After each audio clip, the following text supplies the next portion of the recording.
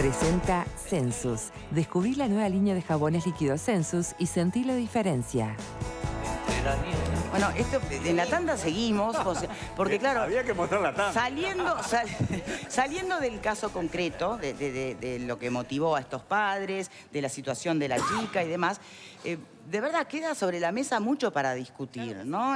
Porque además, yo no sé, ahora yo no sé si fue durante la tanda o antes que mencionaste lo que es cada mundo privado, cada familia, lo que significa para cada chico en su microuniverso el repetir o no repetir. Son todos casos absolutamente distintos. En algunos se puede ir, no te digo la vida, pero sí un futuro de autoestima, un futuro de muchas cosas, ¿no? Marcas importan. Exacto. Pero todos lo toman distinto, desde los padres a los niños, ¿no? Entonces, pero lo cierto es que, bueno, es muy delicado, porque por un lado está la realidad de la capacidad de aprendizaje del estudiante, en paralelo está la capacidad de aceptar las limitaciones y todas las virtudes de nuestros hijos, los recursos reales con los que cuentan las instituciones educativas. Hay mucho que poner sobre la mesa, porque es cierto, es muy lindo imaginar un universo de escolaridad en el que todos se promueven siempre, pero después nos quejamos de la mala educación o de gente que no llega al nivel necesario para poder dar el paso siguiente después. Es tan delicado. Ya casi que dejamos de hablar si es pertinente o no que se judicialice. Claro. Pero bueno, ahí evidentemente van a quedar opiniones bien marcadas. Alfredo no da un paso atrás. No, y de republicanismo no le doy la derecha a nadie, vamos a entender, ¿no? Ah, le molestó. No te llevo esa, Ale. ¿Está? No. De república, no, a nadie. Ni a mí ni al abogado. Ni a vos, ni al abogado, ni a nadie. Bueno. Ni al decano. No me importa, digo. Claro, es decir, lo lírico, macanudo, todo fenómeno, todos a la justicia, vamos todos. Sí. Hippies, pajaritos, flores, pero vamos a realistas. Pero esa es una forma... Ese es un tema que me parece que está equivocado tu planteo. Esa es una forma de subestimar el concepto. Porque si alguien dice que si un ciudadano se ve afectado en sus derechos, que pueda recurrir a la justicia, algo tan básico, y a ese discurso decir que eso es pajaritos e idealismo, me parece que es subestimado. Sí, porque muchas veces se trata de judicializar cosas que son realmente ridículas. Por eso... El sentido común tiene que ser muy importante. Lo que para ti es ridículo, para mí es fundamental. Bueno, por eso. Pero eso no significa que vos seas más republicano que yo. Esa no te la llevo. Lo que para ti es ridículo, para mí es fundamental. Tenemos que ayer no teníamos, ¿no? Que es el tema de la dificultad del aprendizaje, que me parece que de algún modo... Bueno, lo manejamos ayer, era como que un poco cantado, que había algo pasaba, más, ¿no? Pero de algún modo también me parece interesante que vuelve a poner la mirada sobre qué tan preparados están los colegios para esta educación, que hoy se propone que sea inclusiva. Sos buena para sacar para bajar la bueno, porque si no te termina mal. ¿Qué están preparados los jueces para fallar correctamente? Por eso me parece que ahí el juez da en el clavo de un dilema mucho más complicado. Sigamos en la línea de los recursos de amparo, pero vamos a otro escenario ahora. Y es el de las personas que no tienen vivienda, por lo tanto se les está vulnerando el derecho consagrado en la Constitución de vivienda propia. Pero hay un ordenamiento jurídico, ¿verdad? Existe el derecho de propiedad también. No sé si acá se puede entrar en esa de que tiene más peso, ¿no? Si el derecho consagrado a la vivienda o el derecho a la propiedad. En Uruguay hay unas 15.100 viviendas ocupadas. Esto es un dato que surge de la encuesta continua de hogares del 2016, que indicaba que se había duplicado la cantidad de viviendas ocupadas con respecto al 2015. ¿Cómo es esa realidad, Sereta? A mí me parece que no son dos derechos necesariamente contrapuestos, el derecho a la propiedad y el derecho a la vivienda. Los dos están garantizados en la Constitución, pero a veces nos acordamos mucho del derecho de propiedad que está garantizado en la Constitución y nos acordamos poco de que el derecho a una vivienda decorosa también está garantizado en el artículo 45 de la Constitución. Y yo creo que el derecho a la vivienda no significa el derecho a ser propietario de una vivienda. Lo que significa es tener derecho a gozar de una vivienda. Y Uruguay tiene muestras sobradas de que no se necesita ser propietario para gozar del derecho a la vivienda. A la prueba están las cooperativas de vivienda que tienen una historia fantástica en el Uruguay. Entonces me parece que a veces plantearlo en términos dicotómicos, propiedad versus vivienda, no siempre es así. Bien. Ahora, hablemos del camino que es la ocupación para hacerse de una vivienda. Bueno, lo que sí está claro es que tenemos normas contradictorias. ¿Por qué? Porque el 45 de la Constitución garantiza o establece el derecho a la vivienda decorosa, porque es el término que utiliza la Constitución, y creo que eso se puede compatibilizar con la experiencia de Mevir en el interior. Sí. Sin embargo, en los últimos años hemos sancionado normas que apuntan hacia lo contrario, apuntan a, de alguna forma, criminalizar las soluciones a las que tiene que ir la persona que no tiene vivienda. Es decir, alguien que no tiene vivienda en el Uruguay, por la razón que sea, se ve empujado a dos realidades. Si no puede, no tiene garantía de alquiler, no accede a ninguno de los planes de vivienda del Ministerio de Vivienda, no tiene dinero para pagar una pensión, que el tema pensiones también es otro tema que habría que analizar aparte, se enfrenta a una disyuntiva muy sencilla. O se queda en la calle o ocupa un terreno o una casa. Si ocupa un terreno o una casa, a partir del 2011 comete un delito, el delito de usurpación.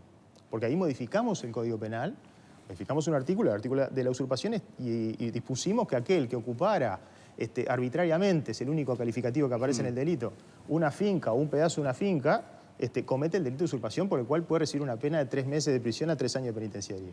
O sea, que si opta por ocupar, para redondear, si opta por ocupar, comete un delito. Sí. Si se queda en la calle, comete una falta, porque en el 2008 modificamos las normas sobre faltas y pretendiendo proteger, entre comillas, a los que estaban en situación de calle, lo establecimos como una falta que es pasible de una sanción de tareas comunitarias por 30 días, que son equivalentes a 30 días de privación de libertad si no hace las tareas comunitarias. A través de esos mecanismos legales criminalizamos a la persona que no tiene vivienda, con lo cual lo dejamos ante ninguna salida a ese camino, porque si se queda en la calle, comete una falta, se lo lleva. Si ocupa una vivienda, ocupa un terreno, comete un delito, lo llevan preso.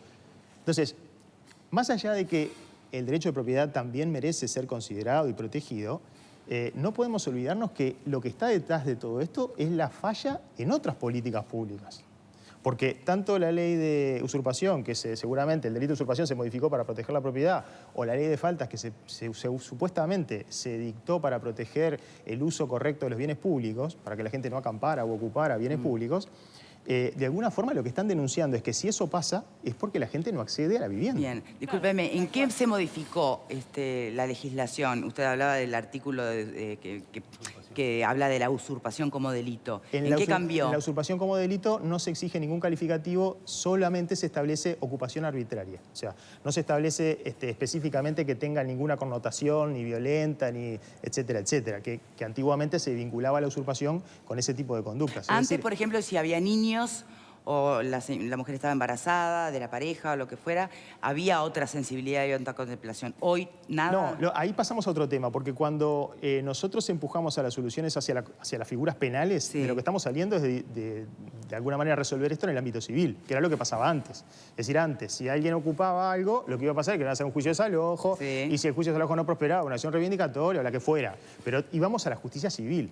Lo que se decidió hacer, que a mi juicio es un camino equivocado porque criminaliza la falta de políticas públicas en otra área, lo que se decidió es criminalizarlo, es decir, llevarlo al ámbito del derecho penal, con esa manía que tenemos los uruguayos de pensar que el derecho penal resuelve problemas sociales o problemas de políticas públicas en general. Entonces, en el caso de la ley de faltas, creo que es peor todavía porque se agregó un agravante en cuanto cuando esto ocurra en las zonas balnearias. Lo que es como poner entre paréntesis, correte de ahí porque me afecta la imagen. Ponete abajo de la alfombra, sí, exacto. Sí. Claro. O sea que a mi juicio son sumamente criticables cuando ante la falta de respuesta a las políticas en materia de vivienda terminamos utilizando sanciones penales para ocultar un problema, no para resolverlo. Bien.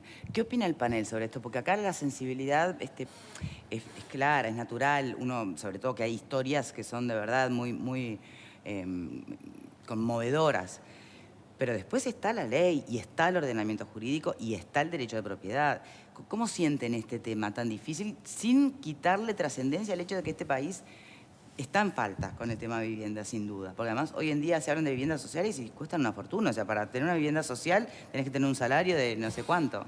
Sí, la primera lectura es un poco la que tú decís, aquella famosa promoción de la vivienda social, de la exoneración tributaria que iba a hacer que los precios bajaran en el mercado, que fuera de mayor acceso. Eso fracasó.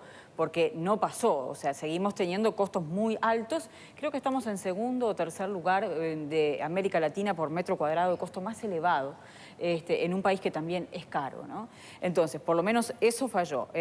Cuando se habla del acceso a la vivienda que hoy tienen los programas del Ministerio de Vivienda, todos necesitan un ingreso fijo elevado, porque hablamos de salarios de unos 13.000 pesos el básico y estamos hablando de ingresos que no bajan de los 20, o ahorros previos, en algunos casos de un 5% para poder acceder a la compra de una vivienda con una especie de subsidio. La realidad es que la gran mayoría de la gente que vive en determinada situación precaria no puede acceder. Hay un censo de la ONG Un Techo que habla de quiénes viven en los asentamientos. Y cuando uno mira quiénes viven en los asentamientos en Montevideo, la mitad de ellos son niños. Pero además el promedio de edad de la gente que vive en los asentamientos es de unos 23 años. O sea que estamos teniendo un problema para que los jóvenes accedan a la vivienda. Un problema que de repente la tercera edad no se ve tanto porque el Uruguay antes era distinto, había otra manera de adquirir las viviendas, pero creo que ahí hay una clave de que las políticas sociales para los sectores más pobres no pudieron resolver el tema de la vivienda. Yo recuerdo el Plan Juntos de Mujica. ¿En qué quedó? Me pregunto en qué quedó. Bien, desde Tribuna, ¿quisieran hablar sobre este tema? Sí, bueno, es un hecho, ¿no? Entonces que el gobierno no ha podido solucionar de fondo el tema de la vivienda, me parece, en este país y en este periodo de tiempo, en estos 13 años ya. Y bueno, de hecho, me parece que tiene en la mano ahora una manera de solucionarlo. Ahora en marzo se va a estar discutiendo el Plan de Vivienda Nacional, presentado por la Unidad Popular en el Parlamento. Ya tuvo el voto en la Comisión de Vivienda, el voto para que se discuta, bueno, ahora en marzo.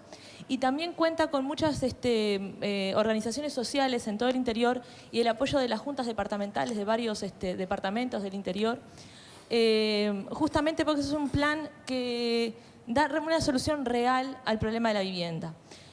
Hablábamos del tema de los ingresos y la dificultad que tienen las personas a acceder a una vivienda, y sobre todo es por los bajos de sus ingresos. En este plan de vivienda, por ley, además de que se habla de la calidad de las viviendas y de dónde van a salir las tierras, que van a ser de tierras improductivas del Estado, también la manera de pago. Y la diferencia que tiene con otros planes, que es real y, digamos, si es accesible, el plan de vivienda, la ley misma lo dice, un 10% de los ingresos del núcleo familiar.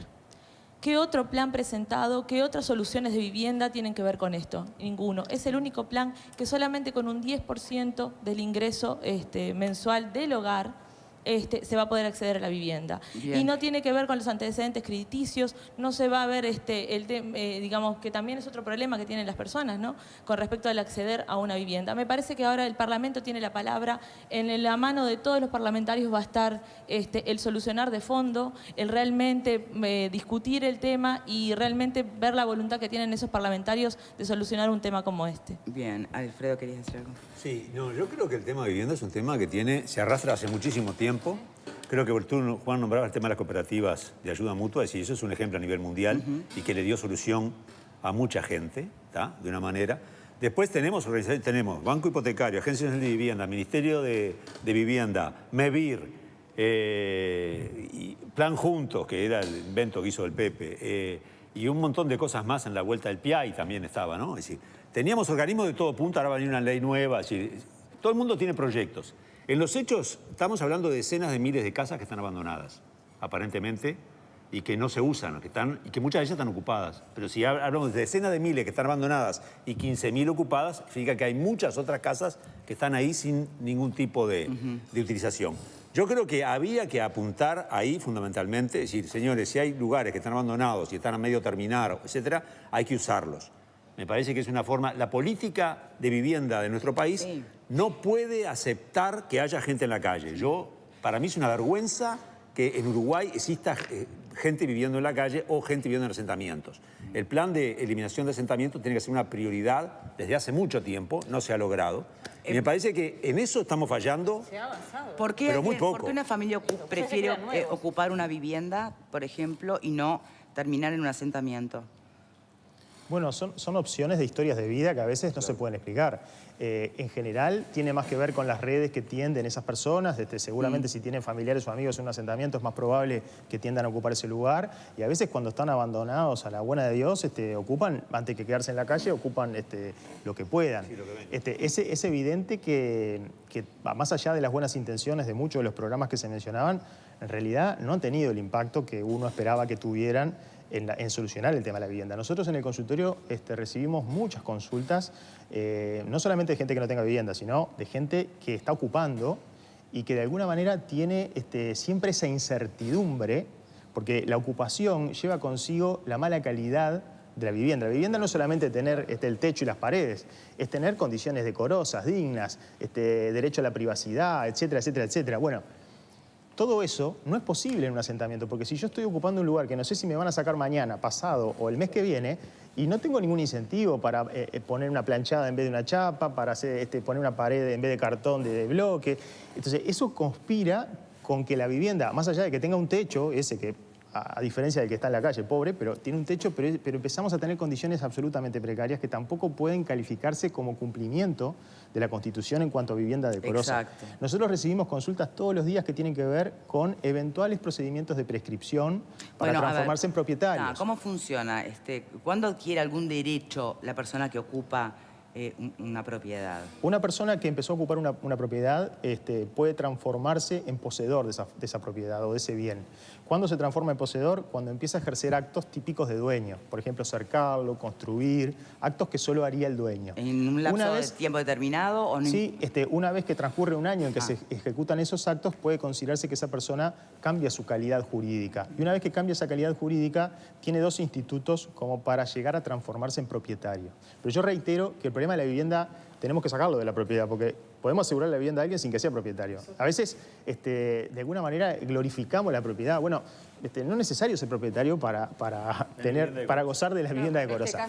Pero volviendo al ejemplo de la prescripción, tenemos dos institutos, el del Código Civil, el más antiguo, por el cual esa persona tiene que ejercer actos de posesión sobre esa finca pacíficamente, públicamente, con ánimo de dueño durante 30 años, lo cual es un periodo absolutamente extenso como para que alguien pueda transformarse en propietario. Pero en algunos casos se logra, porque hay familias que generaciones tras generaciones vienen ocupando un bien. Bueno, pero por otro lado, ahí tiene que ver el derecho de propiedad ahí sí se afecta el derecho de propiedad. Irresponsable, ¿no? Porque ahí se afecta el derecho de propiedad. Sí, ¿seguro? Pero de todas maneras, un derecho de propiedad que también estaría bueno debatir, porque si vos tenés un inmueble y no le diste bolilla durante 30 años... Bueno, esa es la razón por la que existe el instituto. Pero una cosa es... habría que preguntarse... Sigue siendo tu inmueble, estoy de acuerdo con el derecho, pero... Habría que preguntarse si 30 años incluso no es demasiado, ¿no? Bueno, eso es en el Código Civil. Tenemos también el mecanismo de la Ley de Ordenamiento Territorial que establece un instituto similar a la prescripción tradicional, a la del Código Civil, pero por un plazo de 5 años. Es decir, que alguien ejerciendo esos actos de posesión puede transformarse en propietario con 5 años de posesión, con algunos requisitos. No puede ser una finca rural, no puede ser en cualquier lugar, tiene que ser con destino familia, no puede tener otros bienes el que va a ejercerlo, y algunas cuestiones técnicas que no vienen al caso. Ese yo creo que es un avance, pero que no ha dado los resultados esperados porque también se requiere hacer un juicio. Se requiere hacer un juicio. Nosotros por eso desde el consultorio estamos intentando trabajar con algunos asentamientos para que estas personas que vienen ocupándose más de 5 años y cumplen con los requisitos de la ley puedan transformarse en propietarios de esa finca, porque eso les va a dar la seguridad jurídica de que esa es su casa y que puedan después mejorarla en la medida de sus posibilidades y alcanzar lo que todos Me imagino que el problema surge o se agrava cuando estamos hablando de asentamientos muy irregulares en los que en realidad nadie es propietario de nada, pero alguien se adueñó y después te vende la llave de 300 pesos, ¿no? Entonces ahí, ¿quién es el propietario en realidad? Bueno, el propietario, en realidad esa acción se dirige contra el último titular registral, si se la ley, o sea que yo saco el registro, el último que aparece como propietario es contra ese.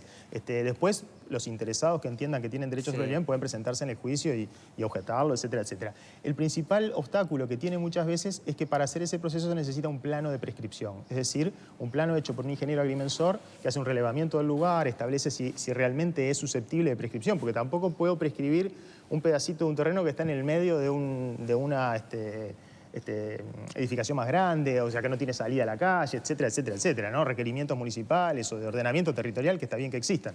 Nosotros en la facultad tenemos un convenio con la Facultad de Ingeniería, con el Departamento de Agrimensura, por el cual nos hace los planos gratis. O sea, estudiantes de agrimensura van al lugar, hacen el relevamiento con los estudiantes de abogacía, hacen el plano, que no tiene costo para él, y forma parte de su formación como agrimensores, hacen el plano, y esa persona después utilizamos en el consultorio para hacer el proceso de prescripción el plano. Pero de todas maneras, en los relevamientos que hemos hecho en los barrios en que se han instalado ocupaciones o asentamientos, son pocos los que llegan a ese destino final, ¿no? Sí, porque es mucho, incluye demasiado conocimiento. Si hay una persona, que logró después de muchos años un ahorro y dice, voy a empezar a levantar mi propia casa. Tengo un terrenito, se le complicó. Levantó cimientos, poca cosa más. Y de verdad tuvo que abandonar la idea por un tiempo. Ocupantes. ¿Cómo se soluciona esa situación, por ejemplo? No entendí la pregunta. ¿Los que están son los dueños, son ocupantes de un terreno ajeno? Se le ocupan. Yo no la pude terminar porque no tuve recursos, porque tuve un problema de salud y vino alguien más y se instaló. No, ahí el propietario tiene acciones judiciales para desalojarlos. Si puede primero iniciar un juicio de desalojo precario, que se llama, que es contra aquel que no tiene ningún título sobre el bien. Es decir, si no se transformaron en poseedores, que es lo que conté hace un ratito. Claro, lo que hay que estar es atento siempre al estado de tu propiedad, esté empezada, terminada o semiderruida. Ahí puede iniciar un desalojo precario, que el plazo del desalojo son 15 días. Inicia el juicio de desalojo y en 15 días los desalojan. Pueden pedir prórrogas en situaciones extremas, pero es breve. Históricamente siempre escuchábamos que los desalojos son juicios muy largos, y por eso preguntaba yo antes lo de los bebés y las mujeres embarazadas. Como que había... Eso, no era fácil. O sea, el Además desalojo, de que a nadie le debe gustar tener que llegar a ese extremo, ¿no? El desalojo más breve, que tiene el plazo más breve, es el del ocupante precario, aquel que no tiene ningún vínculo con la finca. Aún en esos casos se pueden pedir prórrogas a la ejecución de la sentencia de desalojo, que es lo que se llama lanzamiento, es decir, a que vaya la policía, el alguacil y lo saquen. Se pueden pedir prórrogas y ahí sí inciden situaciones particulares de niños, de invierno, etcétera, etcétera, que las prórrogas pueden llegar hasta 120 días. Los casos que no encuadran en el desalojo precario, porque los que están ahí se transformaron en poseedores, porque tienen algún otro título. Nosotros a veces llegan al consultorio personas con una hojita de cuaderno. Recuerdo una que vino con un formulario que decía compraventa automotor, y donde decía automotor estaba tachado y decía compraventa de casita. Y entonces estaba el precio que había pago por la casa, todo, etcétera, etcétera. Bueno, esa persona, más allá de que no cumplió con ninguno de los requisitos ni solemnidades que establece la ley para adquirir un inmueble, de alguna manera, de buena fe, creyó que estaba comprando algo. Bueno, a esa persona ya no se la puede desalojar como precario. A esa persona hay que hacer otro juicio, que es más largo, seguramente un juicio de reivindicación puede hacer el propietario, que es más largo, donde va a tener que acreditar la propiedad y, bueno, a la larga se va a tener que ir.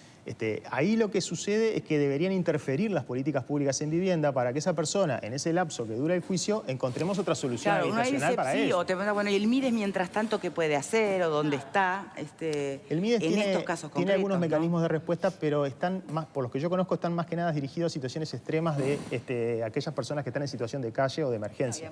Además, la respuesta de los refugios es una respuesta parcial. Lo vemos con los migrantes. Es una respuesta parcial porque tenemos refugios solo de hombres y mujeres y son solo nocturnos. Entonces, si tenemos una familia, resulta que se tiene que separar la familia para poder... Claro. ¿Y durante el día? Y durante el día están en la calle. O sea, es complejo. Ahora, muy complejo. Apelo a la memoria, ¿no? Y me acuerdo que hace aproximadamente un mes y algunos días discutíamos en este mismo programa qué hacer con más de 500 viviendas abandonadas que hay en Montevideo. Si habrá que trabajar en conjunto y buscar una solución. Y me quedo con algo que dice el doctor, porque en realidad conversaba ese día con el alcalde Carlos Varela, que había estado en España, y yo le planteaba en realidad, bueno, ¿cómo buscar una solución para aquel uruguayo que quiere obtener una vivienda, ¿no? Y él me decía algo que a mí me quedó en la cabeza y que lo repito siempre. Solo el uruguayo tiene arraigado el sentido ese de querer adquirir una vivienda. Claro. ¿Pero por qué? Por los altos costos de los alquileres. Por ejemplo, él me decía, en Europa el precio de un alquiler es aproximadamente el 10% de tu salario. Entonces a vos ni siquiera se te pasa por la cabeza adquirir un inmueble cuando vos con el 10% de tu salario podés vivir y mañana te aburrís de la casa y te volvés a mudar.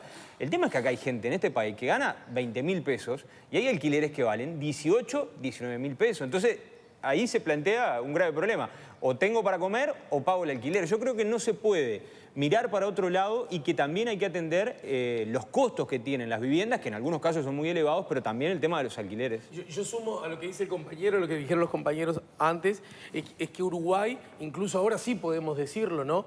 Gobernado por la dictadura, gobernado por blancos, gobernado por colorados, gobernado por Frente Amplista, le sigue pegando más en la herradura que en el clavo con relación a este tema. Es un debe, y a esta altura, histórico, es un mal endémico, y en el que el aspecto del alquiler, yo no lo separaría de este asunto, de este conjunto. Yo creo que el abogado hace bien en aclarar que cuando hablamos de vivienda decorosa, lo que hoy día podría traducirse a vivienda digna, quizás un término más moderno que la vieja Constitución, tiene que ver con en un lugar digno de vivir. No necesariamente tiene que ser tuyo, pero la imposibilidad de los altos alquileres o los bajos salarios, como quiera verse, es una de las francas barreras que tenemos los ciudadanos. Porque sigue siendo un problema y yo veo que pasan las generaciones y el problema, no me animo a decir que se agrave, no tengo tanto dato, pero definitivamente está muy lejos de solucionarse. José Luis, ¿querías decir algo? Sí. En primer lugar, una cosa un poco medio fuera del tema, pero agradecer que hace presencia, en realidad uno siente la presencia del consultorio jurídico de la Universidad de la República, que no es poca cosa, y sobre todo en estos temas, ¿no? Esa oportunidad que tienen los abogados, tanto que hablábamos en otros casos, de pasar por su primera práctica a través del consultorio, y vaya que sí es importante. Universidad Autónoma. Sí, que tanto nos va a costar. Lo que quiero decir con respecto al tema de las viviendas, obviamente que hay un problema que tiene que ver con el acceso y un problema que tiene que ver con la permanencia. Desde la Diputación de Felipe Carballo, desde la 711, hay proyectos presentados que tienen que ver justamente con el tema de la permanencia en la vivienda, el famoso tema de los subsidios a las cuotas, que es un problema también muy grave que tiene la gente que está en la vivienda y que no puede pagar muchas veces el tema de las cuotas. El otro tema con respecto al tema del acceso es el tema de los subsidios justamente para acceder a la vivienda, y en ese sentido también hay proyectos que tienen que ver justamente con atender de mejor manera, digamos, los ingresos que tienen que ver con el núcleo familiar.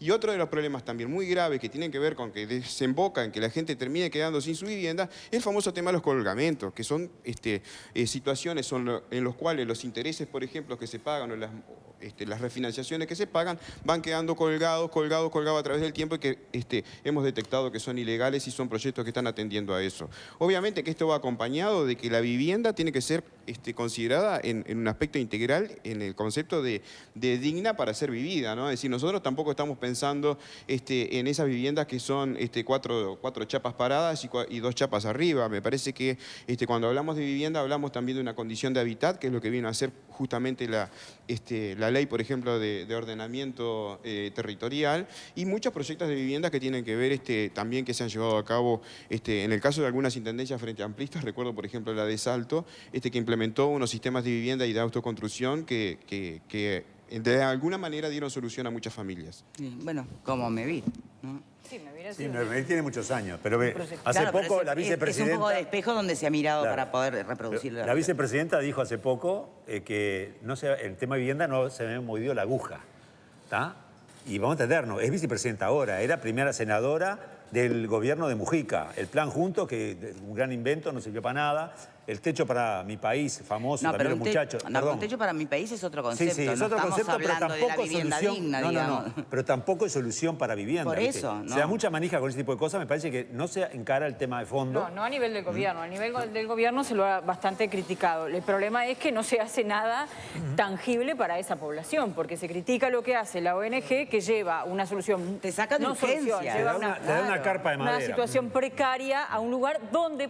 Yo también estoy por supuesto que quiero otro tipo de construcción, pero ¿sabes qué pasa? Que nada. Que el resto no lleva nada. ¿Qué le lleva a los asentamientos, salvo aquellos que estén en algún programa de realojamiento? ¿Qué le lleva las políticas de vivienda? Nada, porque la gran mayoría de ellos tiene ingresos por menos de los 15.000 pesos. Y tanto que hablamos del presupuesto para la educación, que por supuesto es importante, el gobierno destina 0,3% del PBI para políticas de vivienda. Entonces, acá me parece que la dicotomía no es propiedad privada contra los ocupas y ver, obviamente, usted tiene que asesorarlo porque está bien que sea así, es su trabajo, pero esto no puede ser una promoción de ocupemos un terreno, esperemos 5 años, veamos cuánto para que nos den. No, lo que tiene que haber es una política de Estado, no de gobierno, para solucionar el tema de la vivienda, porque en un país como el nuestro puede convivir el derecho a la propiedad privada y el derecho del ciudadano de vivir dignamente. En un país donde el nacimiento es más bien pequeño, ¿no? Exacto. Pues si vos decís, mirá, nacen 12.000 millones de niños todos los días, ¿cómo hago para crearle vivienda a todos ellos? Es que en Uruguay no pasa eso, sino todo lo contrario. La gran mayoría de los que nacen en los asentamientos. Y además Y hablando de judicializar las cosas, ¿no? Justamente, ¿es esta un área en la que más allá del clásico litigio entre un propietario y un ocupante... A mí me encanta el desafío. Bueno, pero ¿alguien lo plantea? Yo no conozco, pero sí me animo... ¿A alguien se le ocurrió decir, hey, a mí me están vulnerando un derecho? Sí me animo y lo hemos contra... discutido en facultad en algunos de estos casos, incluso de plantear una acción de amparo respecto al derecho a la vivienda. Ah, mirá. Así que está en carpeta. A usted lo van a linchar Bien. en este momento. Bueno, pero tal vez sea una forma de apretar las tuercas para... ¿no? Bueno, capaz que sí. A veces lo que la gente hace naturalmente, me parece a mí que son indicios que deberían tomarse de quien diseña las políticas públicas. Cuando la gente ocupa o cuando la gente encuentra casas desocupadas es porque está denunciando que existe una realidad de viviendas disponibles que no están siendo utilizadas. Eso no quiere quedar librado a que las personas ocupen y se metan, sino que el Estado tome cartas en el asunto y aproveche esos recursos que están ahí ociosos. Bien. El expropiese no estaría mal, ¿no? Y puede ser. Otro debate. Está lindo ese debate. ¿no? Pero sí es cierto, Vicky, sí es cierto, lo dijo el profesor en el arranque. Hay consagrados 2 derechos, que es la propiedad privada por un lado y la vivienda decorosa por otro. Y hay un derecho que le gana por goleada al otro. Eso es... Bueno, pero no está tan claro, ¿no? Ahora, profesor, tenemos que ir a la tanda, me parece Miguel. importante. Quien está ocupando una vivienda o un predio, por lo general, al ser consultado para regularizar la situación, ¿quiere regularizarla o ocupo y de acá nadie me saca? El vivo, decís vos. Ahí va. ¿Cuál si es el ese promedio? es el perfil más común. No, el perfil que nosotros conocemos es de gente que está en una situación de desesperación. Es decir, incluso lo que yo les decía, el hecho de que no tenga ningún vínculo jurídico con la vivienda conspira para que ni siquiera tenga condiciones dignas. O sea, nadie hace nada por algo que no sabe si le va a durar 10 días, 24 horas. En general son situaciones límites. Yo no conozco, por lo menos puede haber algún caso, pero yo no conozco gente que te lo haga con otra... Sí, no sé, puede haberlo, ¿eh? Los que llegan a nosotros no vimos ninguno. Bien, seguro que hay, pero no creo que sean representativos del drama de lo que es la ocupación. Es otro tema, exacto. Juan Zurita, muchísimas gracias por habernos acompañado. Y vamos a ver si se presenta algún recurso de amparo. Seguiremos su carpeta. Pausa y ya venimos. Entre el olvido